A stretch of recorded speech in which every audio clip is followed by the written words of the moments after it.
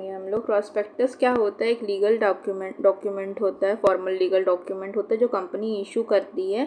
और इसमें क्या करती है, इनवाइट करती है पब्लिक को कि वो सब्सक्राइब करे उसके शेयर्स को, डिवेंचर्स को या फिर अदर सिक्योरिटी को। जब कंपनी को पैसा बनाना रहता है, कैपिटल को रेज करना रहता है, तब प्रॉस्पेक्टस इशू करके वो अपने शेयर्स और डिवेंचर्स को सब्सक्राइब करने के लिए पब्लिक को देती है। ठीक है। प्रॉस्पेक्टस में क्या होता है, एक तरह से एडवर्टीजमेंट समझ लो, जो डिटेल इन्फॉर्मेशन होती है कंपनी की, उसके फाइनेंशियल स्टेटस की, ऑब्जेक्ट की और टर्म्स ऑफ ऑफरिंग की। फिर एक ये मैंडेटरी होता है for public companies to issue prospectus. ठीक है। ये जो पब्लिक कंपनी होती है ना, उसके लिए कंपलसरी होता है ये क्या करना, इशू करना prospectus offering the security to the public को सिक्योरिटी मीन्स हम लोग जो यहाँ पे लिखे थे शेयर्स और डिवेंचर्स को बोल सकते हैं। तो वो इशू करने के लिए प्रॉस्पेक्टस इशू करना ज़रूरी है। मतलब जब ऑफर करेंगे तो प्रॉस्पेक्टस इशू करेंगे, ये दिया है हमारा कंपनी एक्ट में। अब इम्पॉर्टेंट क्यों है प्रॉस्पेक्टस, ठीक है। तो वो यहाँ पे इन्वेस्टर का प्रोटेक्शन होता है, फुल डिस्क्लोजर होता है इन्फॉर्मेशन का, तो कोई भी हिडन रिस्क नहीं रहते हैं। ठीक है। ट्रांसपेरेंसी बनाता है, क्लियर और accurate financial and operational details दिए रहती कंपनी के बारे में। लीगल रिक्वायरमेंट रहती है, स्टैट्यूटरी रिक्वायरमेंट है, यहाँ पे हमने बोला ना मैंडेटरी है करके, तो लीगल रिक्वायरमेंट रहती है। और ये ज़रूरी है पब्लिक कंपनी को डिस्क्लोज करना पब्लिक को बिफोर इशूइंग शेयर। फिर बिल्डिंग ट्रस्ट बढ़ता है, कंपनी क्रेडिबिलिटी बढ़ती है और इन्वेस्टर का ट्रस्ट बढ़ता है। ठीक है। फिर इन्फॉर्म डिसीजन, जो पोटेंशियल इन्वेस्टर होते हैं वो वेल इन्फॉर्म डिसीजन ले सकते हैं based on the details mention on prospectus.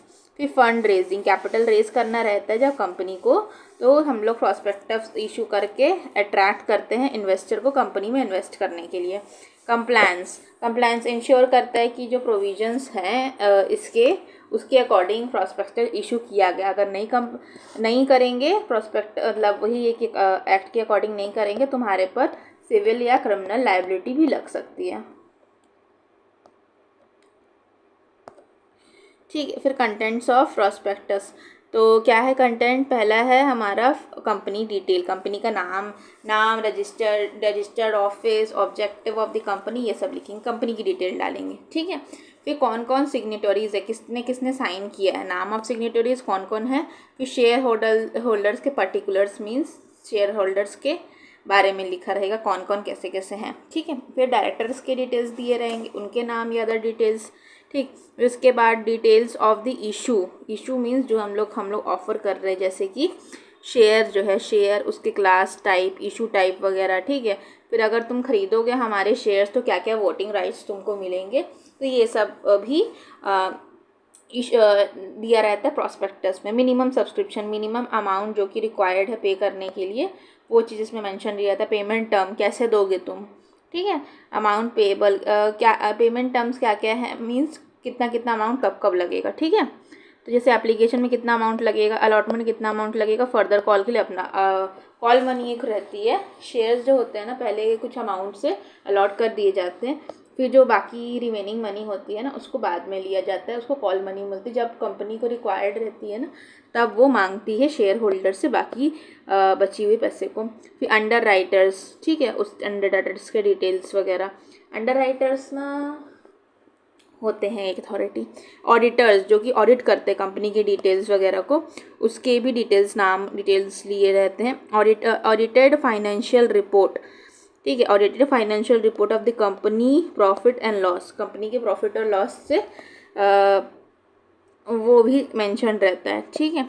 फिर मिस स्टेटमेंट इन प्रॉस्पेक्टस में अगर तुम गलत लिख दोगे, फॉल्स, मिसलीडिंग या इनकम्प्लीट लिखोगे, तो उसको हम लोग बोलेंगे मिस स्टेटमेंट या मिस रिप्रेजेंटेशन। ठीक है। Misrepresent crucial information to potential investor, ये एरर जो है रिजल्ट हो सकता है क्रिमिनल और सिविल लाइबिलिटी में। ठीक है। मिस रिप्रेजेंटेशन को और हम लोग कैसे बोल सकते हैं, untrue statement, misleading statement, non disclosing true facts या ओमिशन ऑफ डाटा, ये सब करेंगे तो हम लोग मानेंगे कि मिस स्टेटमेंट हुआ है। अब इम्पॉर्टेंट क्यों है एक्यूरेट प्रॉस्पेक्टस को इशू करना, वही है डिसीजन इन्वेस्टमेंट डिसीजन पे हेल्प करता है, कस्टमर को इन्फॉर्म डिसीजन लेने में हेल्प करता है। ऑथेंटिक डाटा रहता है, इसमें एक्यूरेसी और रिलायबिलिटी बनी रहती है, अट्रैक्ट करता है इन्वेस्टर्स को। फिर कंपनी क्या बोलते हैं, use by the company to encourage investors in security and provide credit. Legal consequence होते हैं, इनएक्यूरेट करेंगे तो फिर पब्लिक अगर पब्लिक रिलाई करती है ऐसे मिस इन्फॉर्मेशन में तो तुम्हारे पे लीगल लाइबिलिटीज़ लग सकती हैं।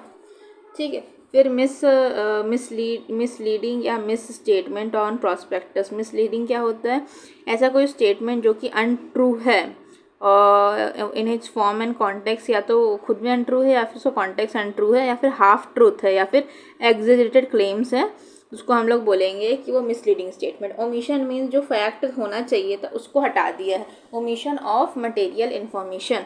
Any information that leaves out or important fact to mislead investor. The absence of critical detail that would influence an investor's decisions. ठीक है, फिर ये हो गया। फिर liability for miss statement. Liability क्या बनती है मिस स्टेटमेंट की, तो यही लाइबिलिटी बनती है कि लाइबिलिटी फॉर मिस स्टेटमेंट है कि सिविल लाइबिलिटी बनती है। पहले क्रिमिनल पढ़ेंगे, क्रिमिनल के साथ में फ्रॉडुलेंट एक्टिविटी साथ में आ जाएगा। 34 और 447 साथ में पढ़ेंगे हम लोग, 35 अलग आएगा। ठीक है, तो क्रिमिनल लाइबिलिटी क्या होती है, अनट्रू या मिसलीडिंग स्टेटमेंट अगर हम लोग दे रहे हैं या ओमिट कर रहे हैं इन्फॉर्मेशन, उसको हम लोग बोलते हैं मिसलीड।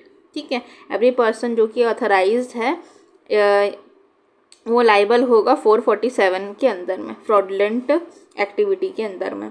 ठीक है, the following person can be सूड। ये फॉलोइंग पर्सन के ऊपर केस किया जा सकता है, कंपनी जो इशू कर रही है, डायरेक्टर जो कंपनी का है, जो पर्सन जिसके नाम दिया गया है प्रॉस्पेक्टस में as a propose director, promoter of the company, person who is authorise to issue the prospectus. जो कंपनी ऑथराइज है, जो पर्सन ऑथराइज है इशू करने के लिए प्रॉस्पेक्टस, या फिर कोई और एक्सपर्ट जैसे कि इंजीनियर, सीए या कंप्लीट सीएस। ठीक है, फिर डिफेंसेस क्या क्या अवेलेबल है क्रिमिनल लाइबिलिटी के ऊपर, क्या क्या तुम डिफेंस ले सकते हो, तो तुम्हारे पे क्रिमिनल लाइबिलिटी नहीं बनेगी।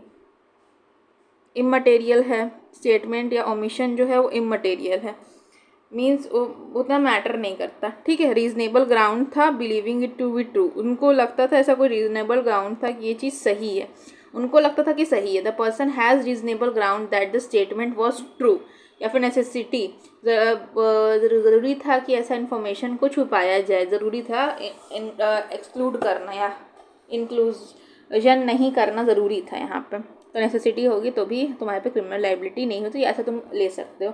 अब रेमेडीज़ क्या क्या है, मतलब अगर क्रिमिनल लाइबिलिटी होगी तो क्या होगा, तो इम्प्रिजनमेंट हो सकता है 2 साल के लिए, या फिर fine up to 50,000 misstatement के लिए, और नोइंगली इशू करता है। ठीक है, नोइंगली करते, जानबूझ के करते हैं, पता था तब भी किए तो 5 साल और 1 लाख या फिर बोथ। ठीक है, तो ये हो गया। फिर सिविल लाइबिलिटी में हमारा 35 में दिया गया, 34 में क्रिमिनल है, 35 में सिविल है। ठीक है, पहले क्रिमिनल फिर सिविल। लाइबिलिटी अराइज होती है इन्वेस्टर का जो कि सफ़र करता है damage due to the reliance on the false statement. अगर कोई भी व्यक्ति या इन्वेस्टर अगर ये प्रॉस्पेक्टस के जो भी टर्म्स एंड कंडीशंस दिए गए हैं उसमें रिलाई करते हुए कोई भी सफ़र कॉज करता है, डैमेज सफ़र करता है, तो हम लोग बोलेंगे कि उस पर क्रिमिनल लाइबिलिटी लग सकती है।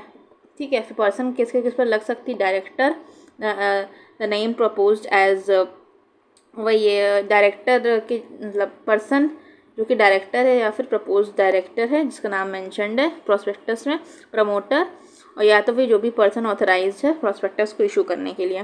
ठीक है, डिफेंस क्या क्या ले सकते हैं, यहाँ पे क्रिमिनल सिविल लाइबिलिटी नहीं बनेगी। विड्रॉल ऑफ द कंसेंट, जो पर्सन जो कंसेंट देता है डायरेक्टर बनने का, वो प्रॉस्पेक्टस इशू करने से पहले ही अपना कंसेंट को विड्रॉ कर लिया या फिर कंसेंट नहीं दिया एज अ डायरेक्टर। ठीक है, फिर लैक ऑफ नॉलेज या कंसेंट, जो भी प्रॉस्पेक्टस इशू कर रहा था उसकी विदाउट नॉलेज, उसकी नॉलेज के बिना ही ये इशू कर दिया गया। ठीक है, और जब उसको नॉलेज में आई उस व्यक्ति की, वो person immediately reasonable public notice दे करके ये बता दिया, डिक्लेयर कर दिया कि उसकी नॉलेज नहीं थी, तब उसके ऊपर लाइबिलिटी नहीं पड़ेगी सिविल। अब रेमेडीज़ अवेलेबल क्या क्या है सिविल लाइबिलिटी के लिए, रेवोकेशन हो सकता है, क्या क्या कर सकते हैं सिविल लाइबिलिटी में, रेवोकेशन हो सकता है, जो भी इन्वेस्टर है वो अपना कॉन्ट्रैक्ट कैंसिल कर सकता है और रिफंड मांग सकता है कंपनी से, डैमेज मांग सकता है फ्रॉड के लिए, अगर रिवोकेशन हो जाता है, रिवोकेशन के बाद जो इन्वेस्टर है वो डैमेजेस मांग सकता है। फिर डायरेक्टर्स के अगेंस्ट क्या क्या दिया गया है, डायरेक्टर्स, प्रमोटर या ऑथराइज पर्सन के अगेंस्ट रेमेडी क्या क्या दी गई है, डैमेज मांग सकता है सेम, फिर डैमेज फॉर नॉन डिस्क्लोजर इतना इतना अमाउंट दिया गया। ये वाला पॉइंट को अगर स्किप करना चाहें तो कर सकते हैं, उसमें भी नहीं था ये वाला पॉइंट, तो आगे बढ़ सकते हैं। तो ये हो गया कंप्लीट हमारा सिविल और क्रिमिनल लायबिलिटी।